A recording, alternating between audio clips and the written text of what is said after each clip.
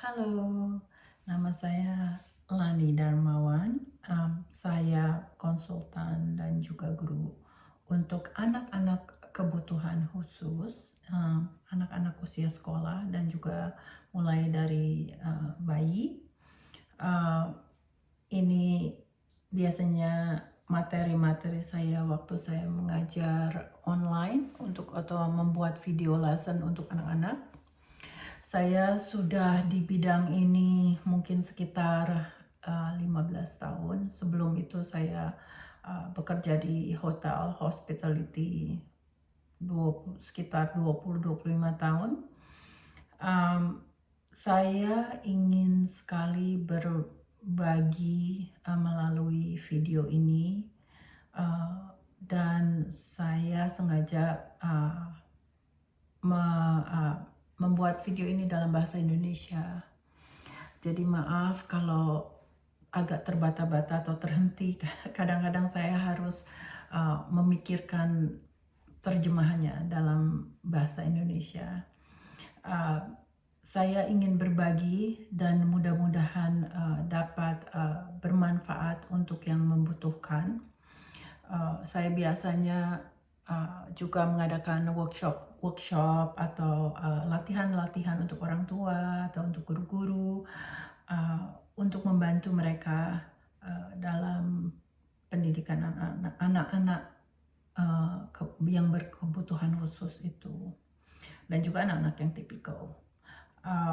Saya banyak mengadakan riset dan juga banyak membaca buku, kadang-kadang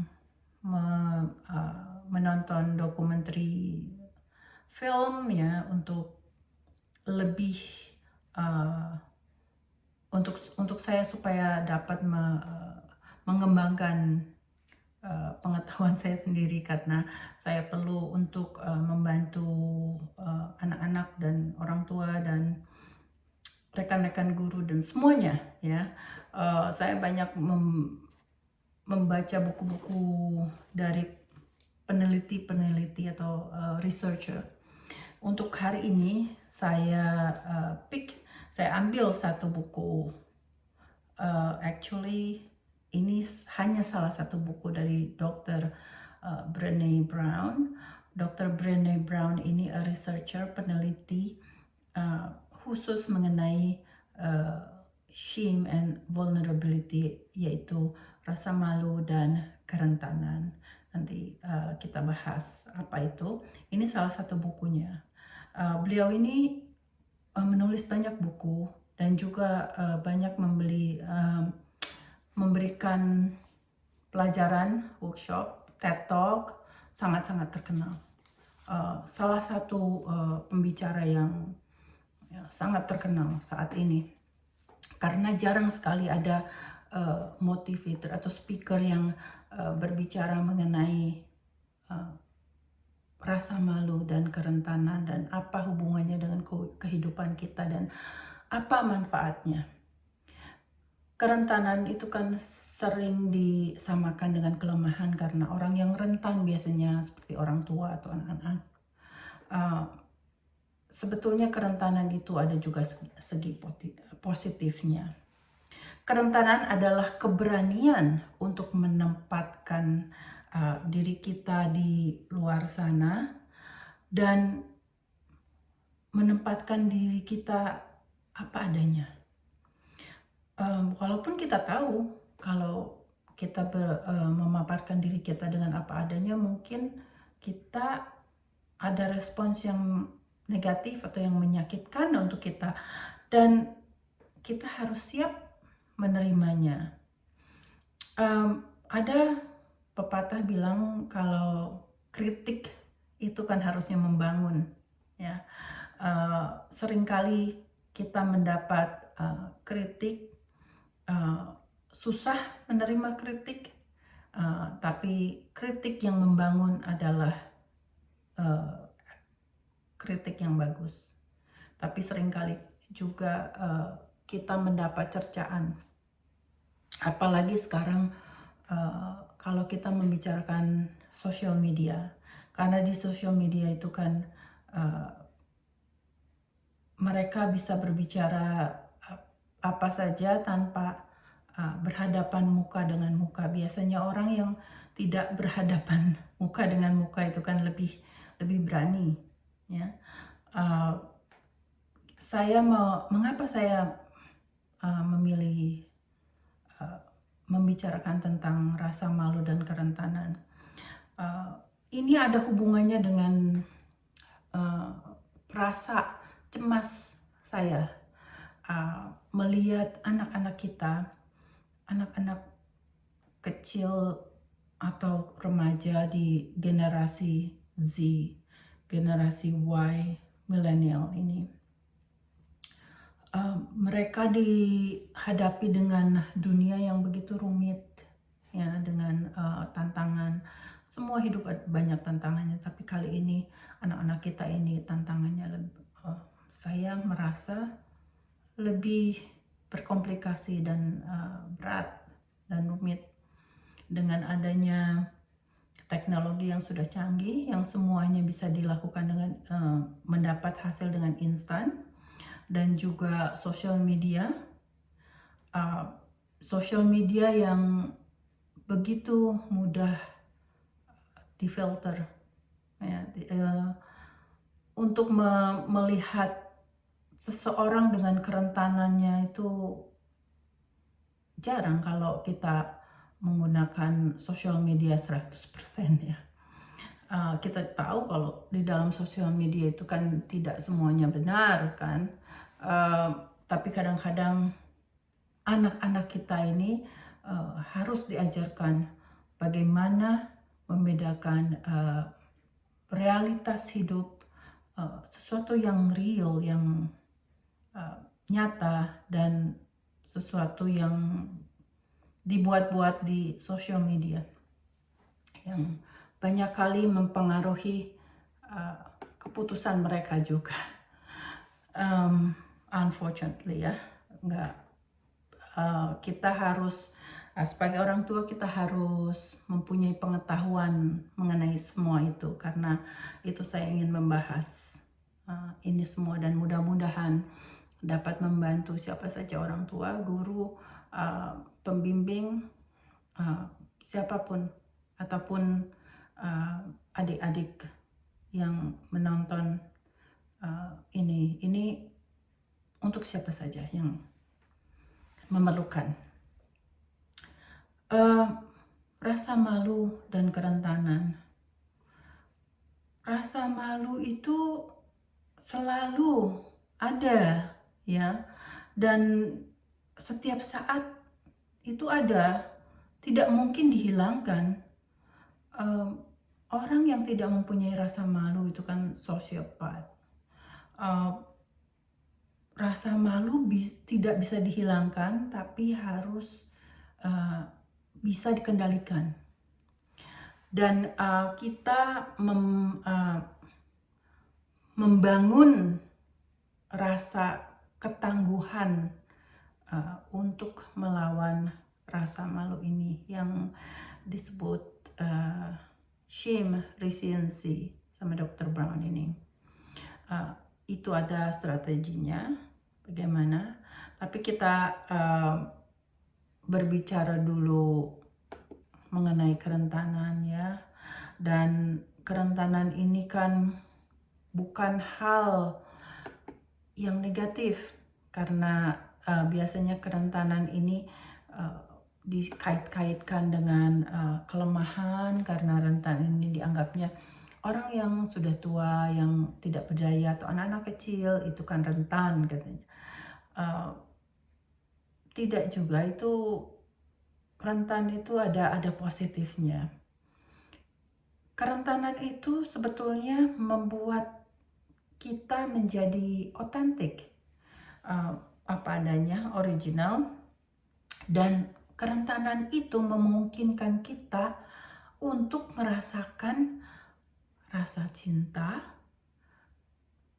kegembiraan, joy, dan belonging atau kepemilikan. Kita tuh anggota dari sesuatu komunitas atau dari keluarga. Jadi kita merasa kita mempunyai rumah, ya. Dan memiliki keberanian juga untuk tampil di arena. Di dalam buku ini disebut arena itu dimisalkan sebagai kehidupan. Kadang-kadang kehidupan kita itu seperti arena, ya, arena pertarungan. Jadi kita harus, walaupun kita ada rasa takut, ada rasa cemas, itu biasa. Dalam kerentanan itu kan kita merasakan semuanya, tapi kita berani untuk tampil di arena menghadapi audience, penonton-penonton kita. Dan juga kita juga bisa membedakan antara kritiks yang membangun dan kritiks, atau sebenarnya bukan kritik tapi cercaan, ya. Kita harus membedakan itu. Kalau kritik yang membangun tentunya kita harus terima, karena itu untuk membuat kita lebih baik lagi. Contohnya video ini sebetulnya ini retake video yang kedua, karena yang pertama saya minta sepupu saya untuk memberikan feedback, dan katanya shootnya screennya, angle-nya salah. Saya bilang, wah, saya harus reshoot lagi. Ya, dia bilang. Dan inilah saya reshoot lagi, dan saya bilang materinya itu setiap kali saya mengadakan bicara atau sharing atau berbicara, biasanya itu langsung dari kepala saya. Jadi saya harus lihat lagi apa yang saya bicarakan dan rearrange, diatur lagi bagaimana sekarang saya menyampaikannya. Oke, so kerentanan itu adalah bukan hanya negatif, tapi kita bisa menggunakan kerentanan itu untuk menjadikan kita sebagai seorang yang otentik. Karena orang yang ada, atau hampir semua orang yang ada di social media, apakah itu otentik? Saya rasa jarang sekali, ya.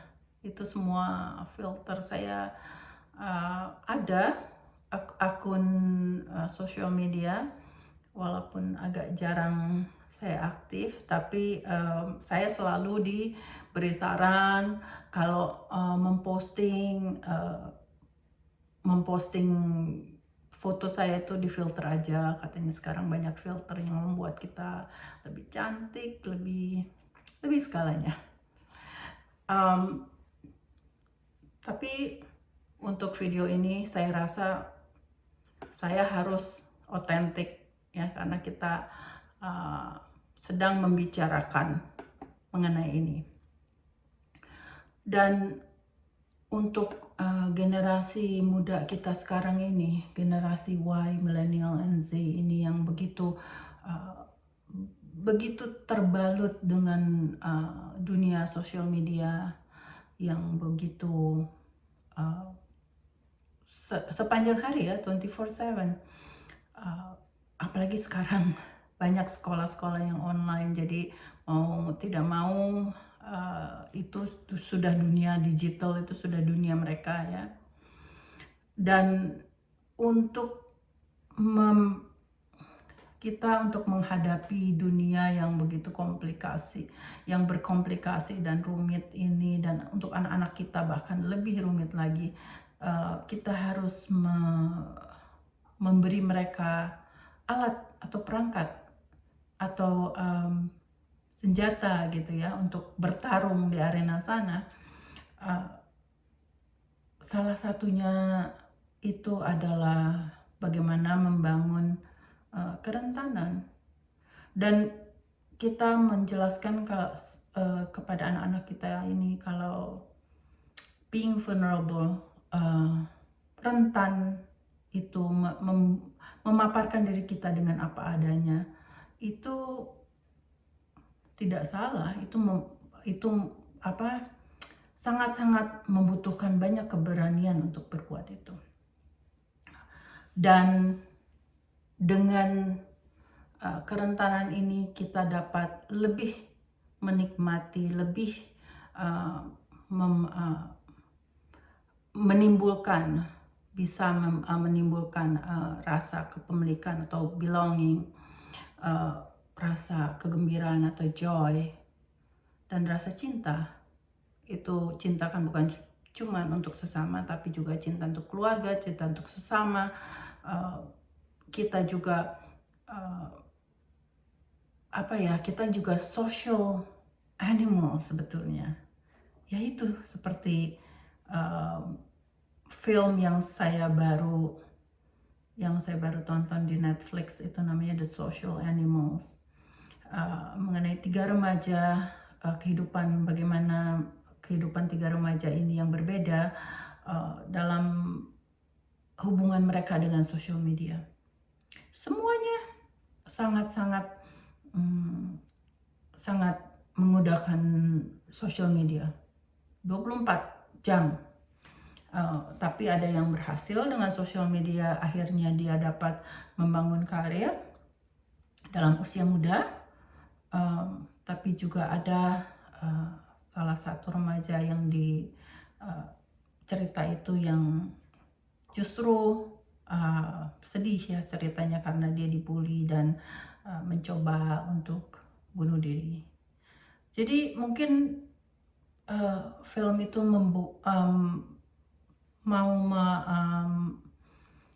memberi pelajaran kepada kita kalau social media itu ada positifnya, ada negatifnya.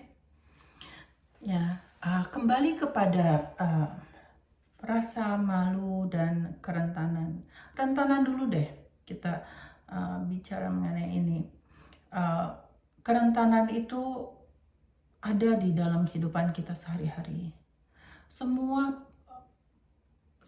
kejadian dalam hidup kita itu sebetulnya semua membutuhkan kerentanan.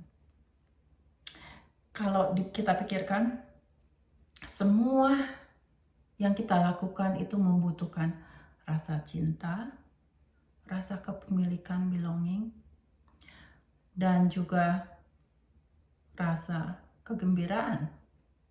Ya, kita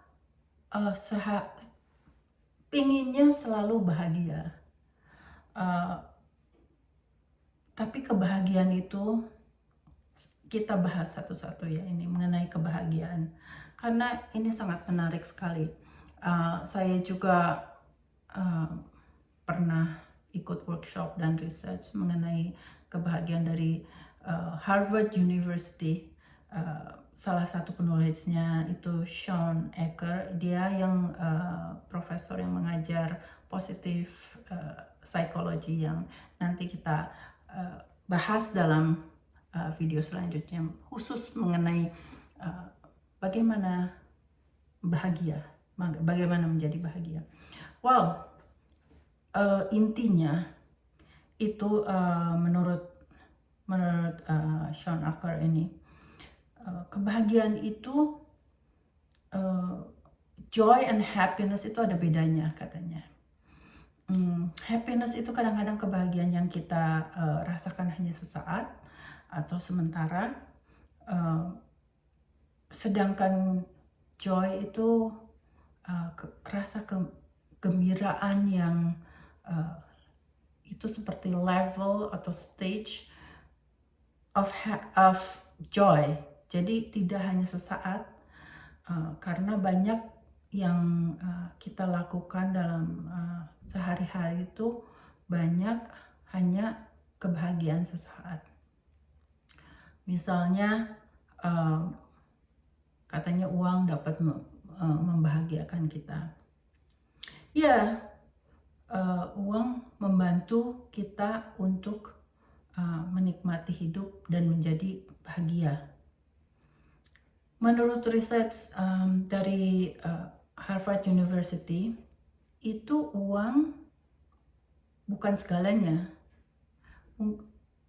Riset mereka mengatakan jumlah, ya ada jumlahnya, antara 75.000 atau 85.000 US dollar per tahun kalau seseorang mendapat penghasilan segitu, itu mereka sudah di peaknya kebahagiaan itu.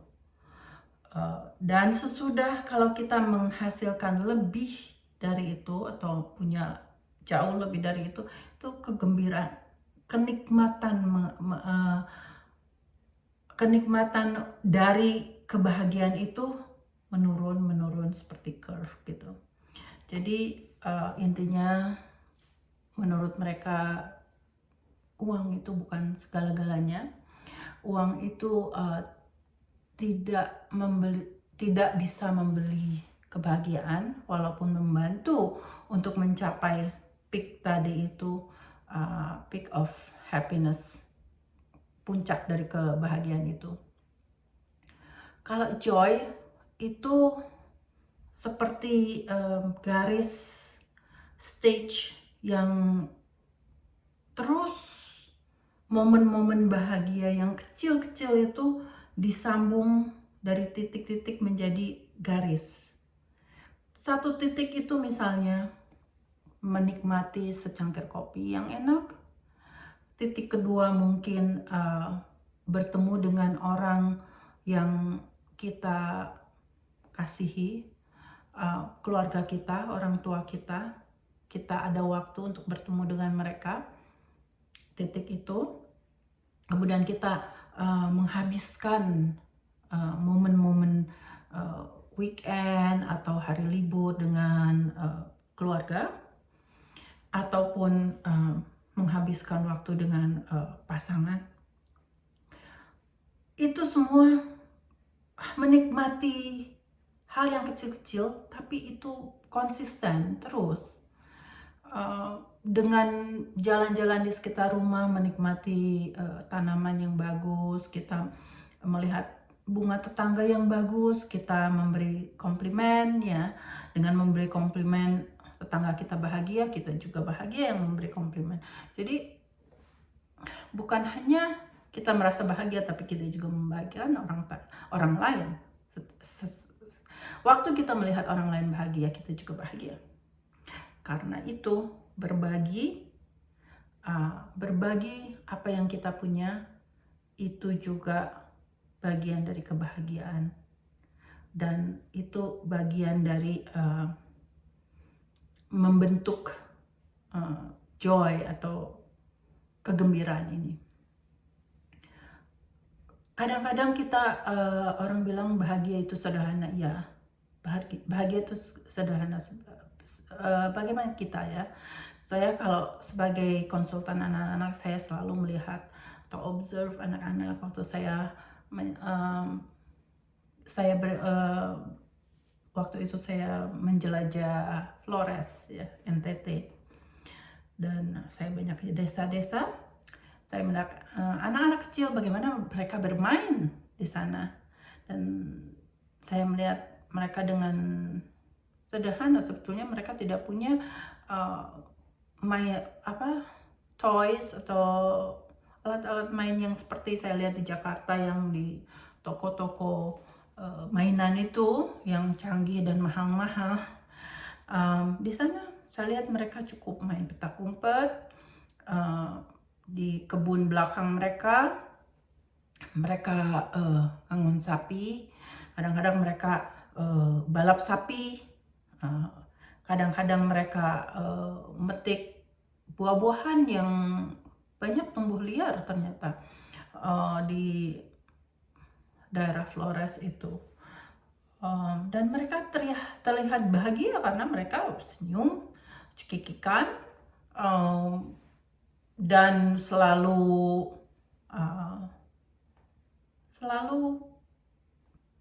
bahagia menikmati kebahagiaan itu bersama teman-temannya.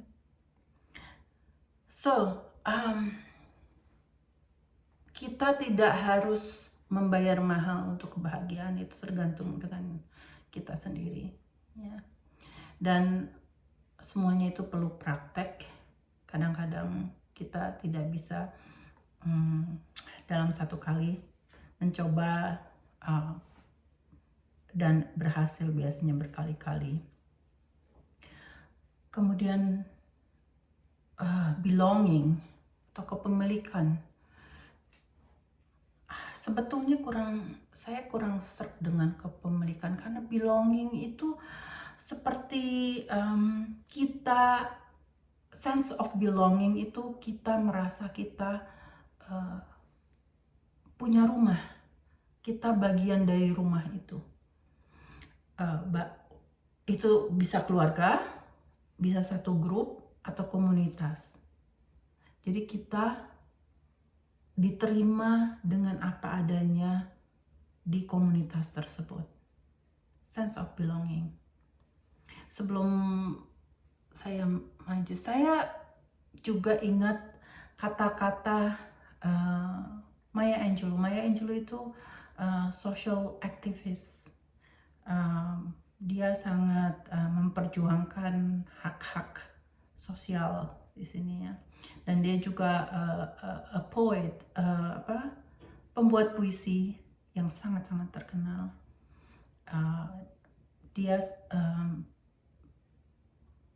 Dia itu sangat dihormati di sini karena karya-karyanya. Dia berkata, kalau kepemilikan tadi, sense of belonging itu, kita itu belong to nowhere. Jadi kita itu sebetulnya tidak dimiliki atau tidak mempunyai kepemilikan itu di mana-mana, karena kita itu mempunyai kepemilikan di mana-mana. Karena itu kita merasa menjadi free, kita menjadi bebas. Jadi kita merasa tidak terkungkung dalam satu komunitas ini,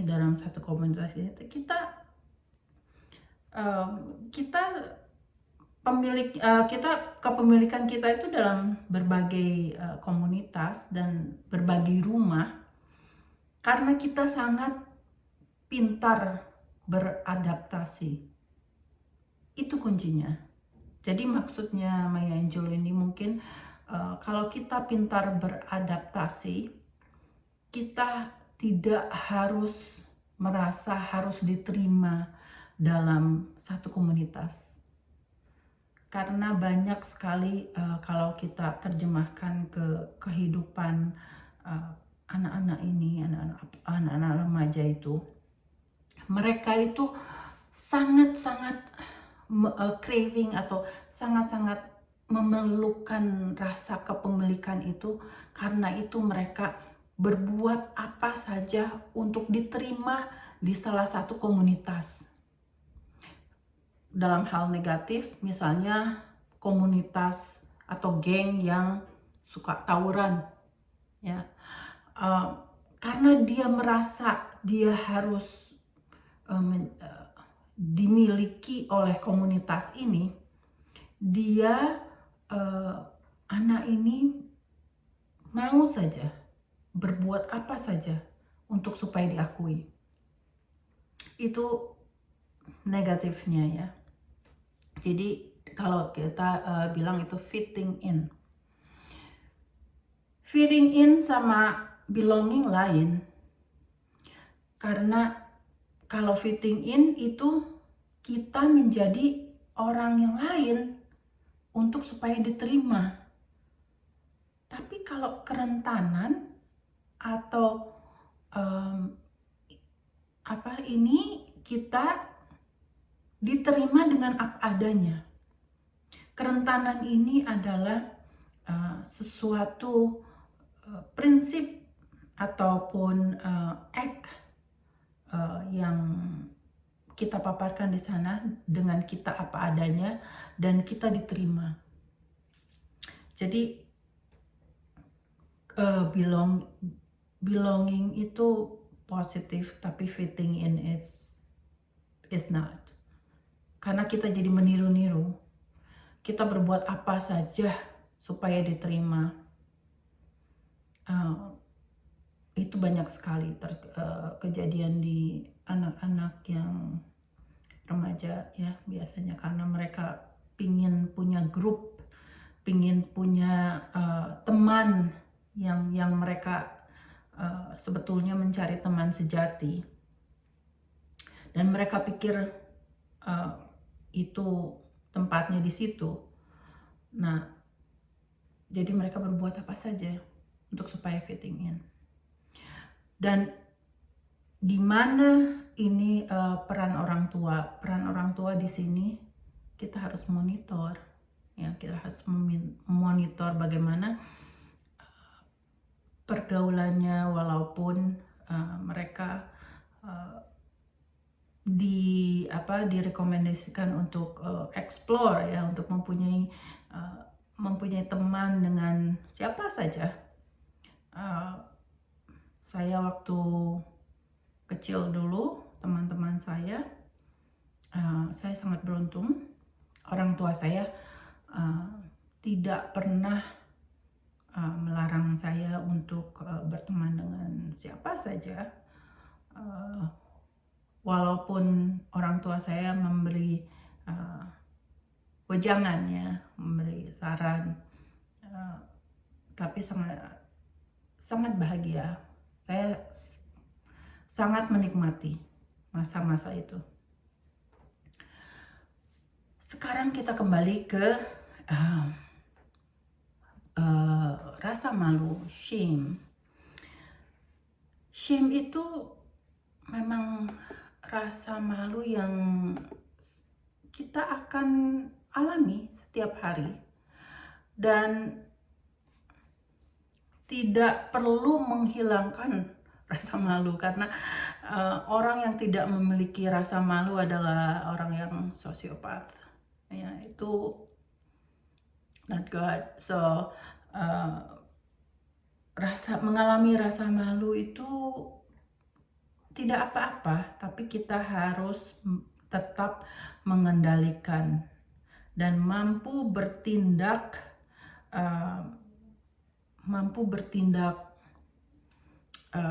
senetral mungkin, walaupun rasa malu itu biasanya sangat berat, ya, sangat. Rasa malu itu dapat membuat kita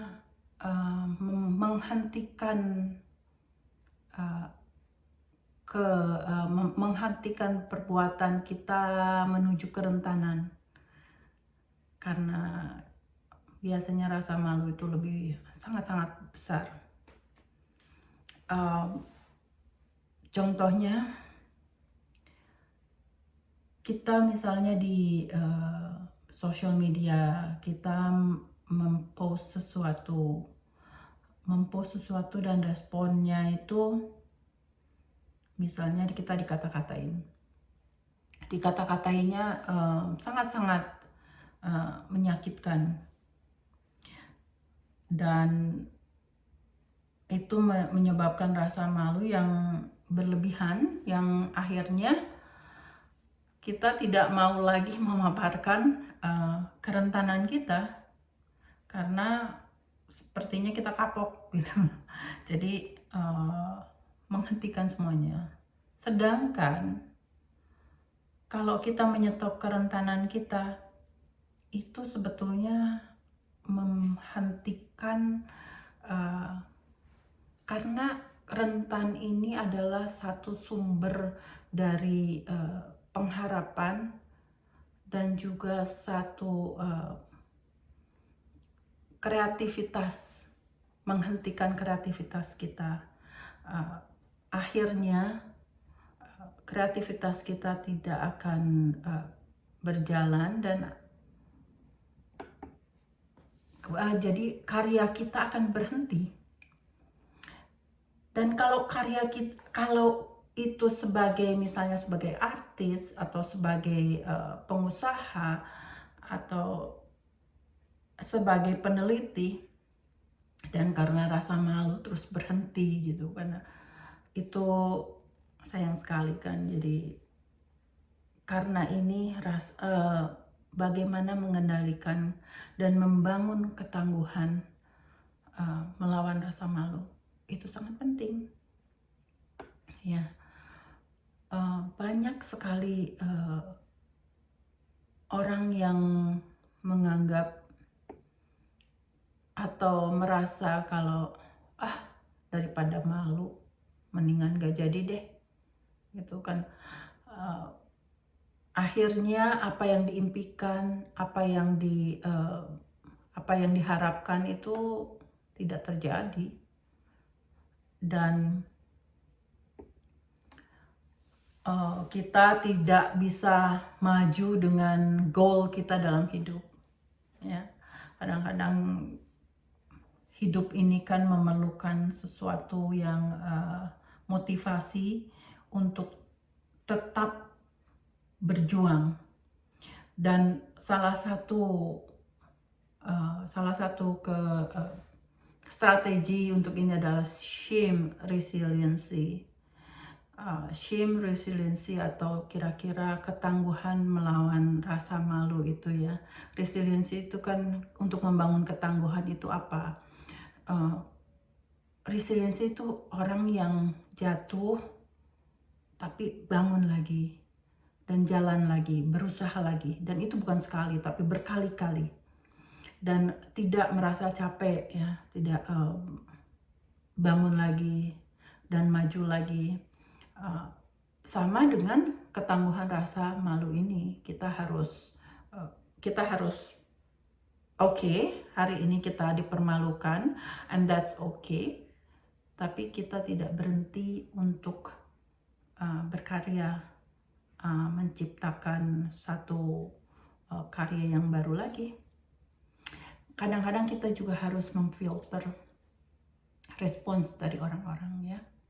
Seperti yang kita sebut, kalau kita harus ada di pertarungan itu, di arena pertarungan itu, kan kita harus show up. Kita harus ada berani ada di situ.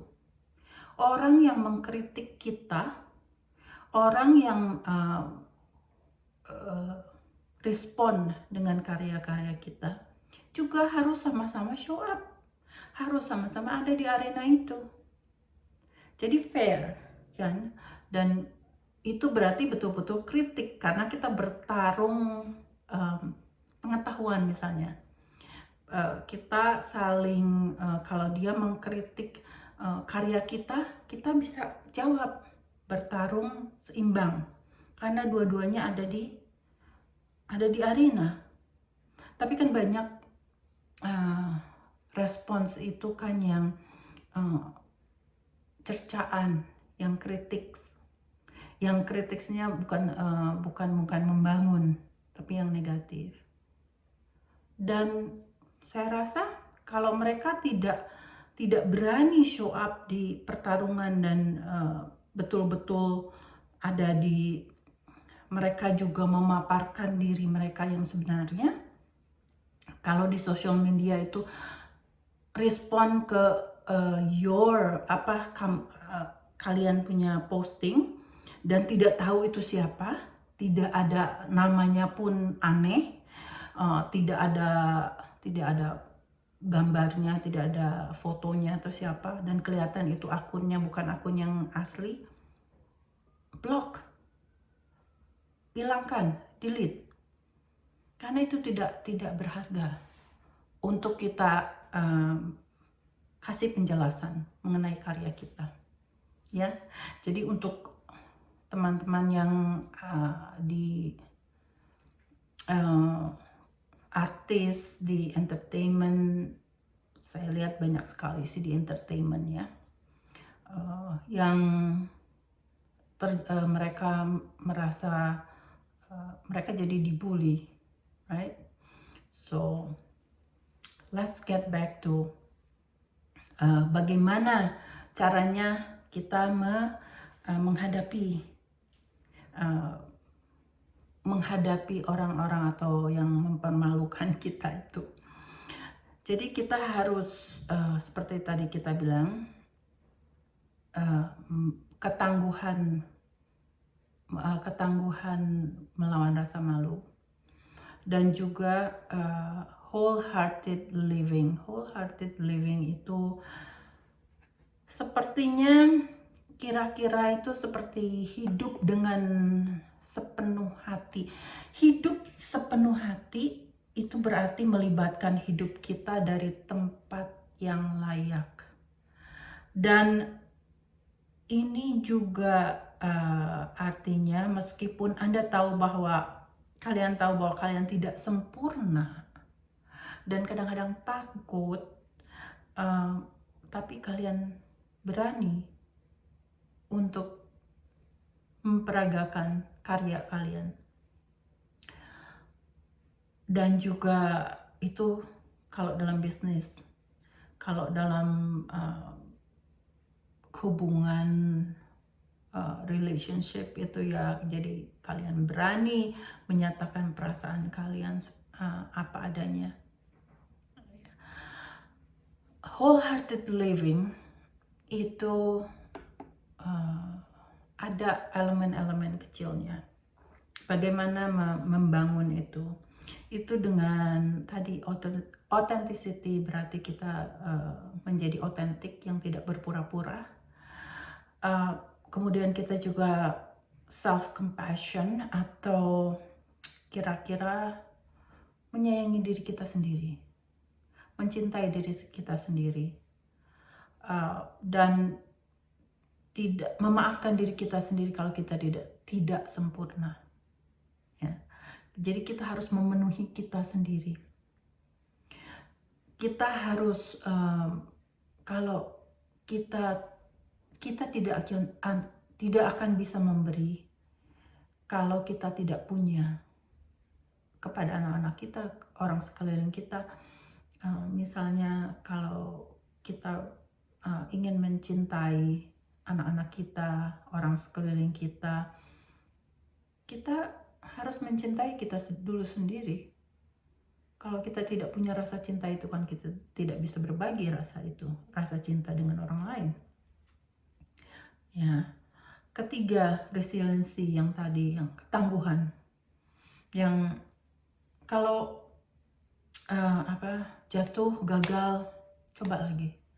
Jatuh, gagal, coba lagi. Jangan pernah bosan atau putus asa. Ya. Ini semua perlu latihan, harus mengingatkan diri kita lagi dan lagi. Yang keempat itu gratitude and joy. Rasa berterima kasih. Dan tadi rasa gembira yang terus-menerus, yang menikmati momen-momen kecil dan berterima kasih dengan momen-momen kecil itu.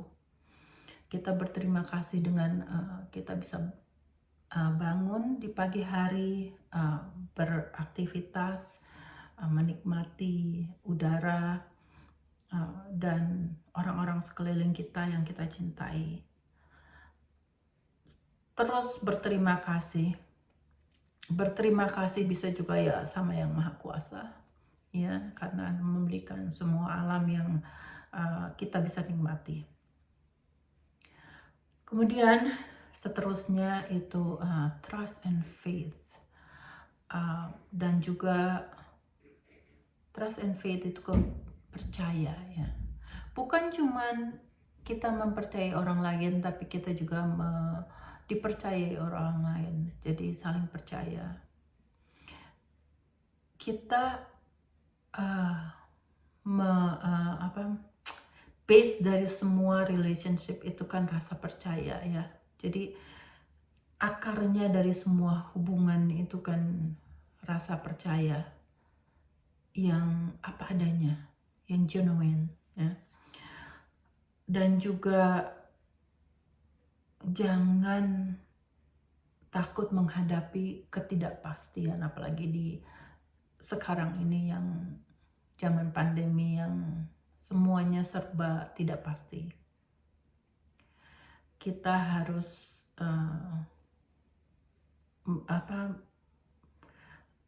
berjalan dengan arus dan tidak terlalu khawatir dengan ketidakpastian. Kita ambil hikmahnya selama pandemi ini, dan kita ambil keputusan kita hari per hari, hari per hari.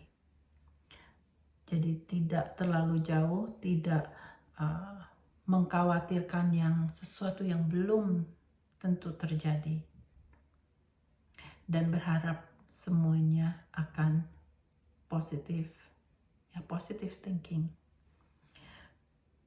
Kemudian kita juga perlu kreativitas. Kreativitas itu sangat-sangat penting. Menurut Albert Einstein,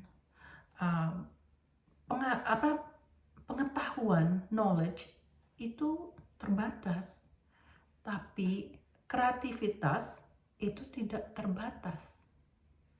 Kreativitas ini yang membantu kita untuk lebih berharap, dan kita itu selalu mempunyai harapan, mempunyai ide-ide untuk menghadapi hidup yang tidak pasti ini. Ya, jadi kreativitas itu diperlukan bukan cuma di bisnis, tapi juga di dalam kehidupan sehari-hari, dalam mengatur waktu, mengatur dalam kehidupan keluarga. Saya ingat dengan satu, kalau kita berbicara mengenai bisnis, mengenai kreativitas ini, persaingan antara Samsung dan Apple. Bedanya, Samsung itu saya juga belajar dari peneliti yang lain yang mengatakan kalau Samsung itu selalu terus berusaha menyaingi Apple. Sedangkan Apple itu mereka mengutamakan, mereka itu merekrut orang-orang yang kreatifnya tidak terbatas. Jadi misinya mereka berkreativitas, menciptakan sesuatu yang lebih, dan sangat konsisten. Setiap tahun mereka menciptakan sesuatu yang baru, yang lebih canggih, dan mereka tidak pernah peduli dengan apa yang Samsung lakukan. Walaupun kompetisi di bisnis mereka kan banyak, apalagi dari Cina, dari mana ya. Dan karena itu Apple menjadi monopoli dan menjadi mereka penghasil revenue yang tertinggi dalam bisnisnya ya, dengan menjunjung tinggi kreativitas. So, kreativitas itu positif sebetulnya ya. Selanjutnya kita juga melatih diri kita supaya calm itu salah satunya dengan melepaskan rasa cemas kita, rasa kekhawatiran kita, karena sesuatu yang kita khawatirkan atau cemaskan belum tentu terjadi. Apalagi dengan sosial media yang beritanya belum tentu betul, belum tentu itu berita yang benar ya. Jadi kita tidak terpengaruh dengan berita-berita. Kita harus harus research, harus mencek dan recheck kalau berita itu, apa yang kita baca itu betul atau tidak ya. Kalau kita tidak tahu, kita bisa bertanya sama ahlinya atau orang yang memang tahu mengenai soal itu. dan seterusnya. Kalau kita mengerjakan kerjaan yang atau menciptakan sesuatu yang meaningful itu yang berarti ya, yang sangat berarti untuk diri kita, dengan takaran kita tentunya, karena kita juga tidak mendorong atau mempush diri kita apa yang kita tidak bisa, tapi kita yang the best ya. Jadi kita do something meaningful untuk supaya berarti untuk kita. Contohnya apa ya? Volunteering. Volunteering itu ya volunteer, jadi bersukarela ya. Sukarela apa aja, kalau kita ada waktu lengang. Kalau di sini di New York City atau di negara sini, di Amerika sini, Thanksgiving itu suatu perayaan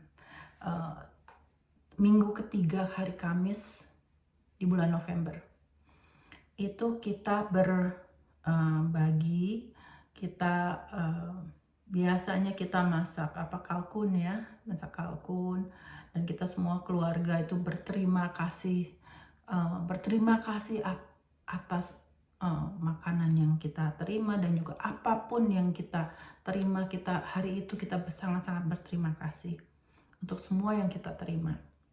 Dan biasanya setiap saya ada di sini, setiap tahun biasanya saya juga bersukarela, ada soup kitchen namanya, jadi dapur sukarela ya, untuk melayani orang-orang yang tidak punya rumah, homeless.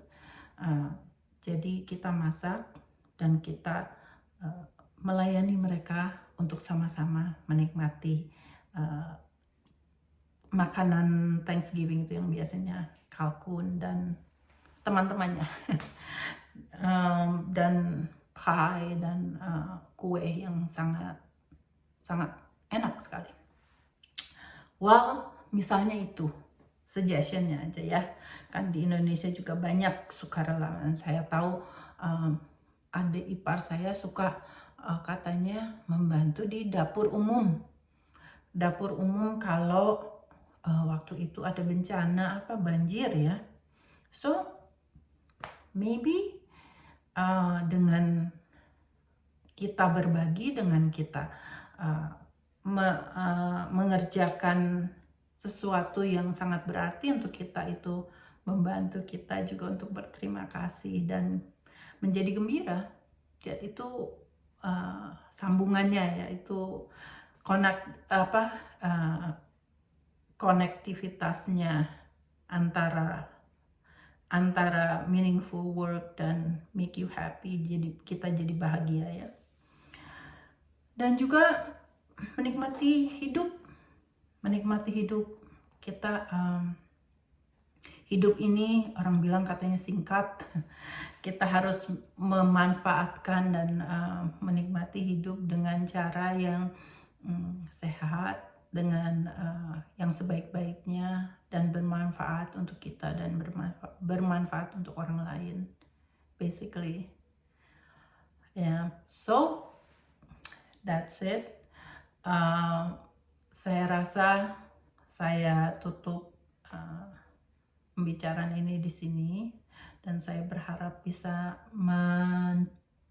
membuat video yang selanjutnya yang saya harap berguna untuk semua. Dan saya juga mengharapkan ada feedbacknya kalau memang ingin mengutarakan sesuatu ya. Dan saya akan berbagi lagi dengan buku-buku yang lain yang biasa saya pakai untuk referensinya. Okay? Thank you so much. Terima kasih banyak. Dan be kind to each other. Be yourself, take care of yourself, and love yourself, and forgive yourself and everybody around you. Okay? Bye.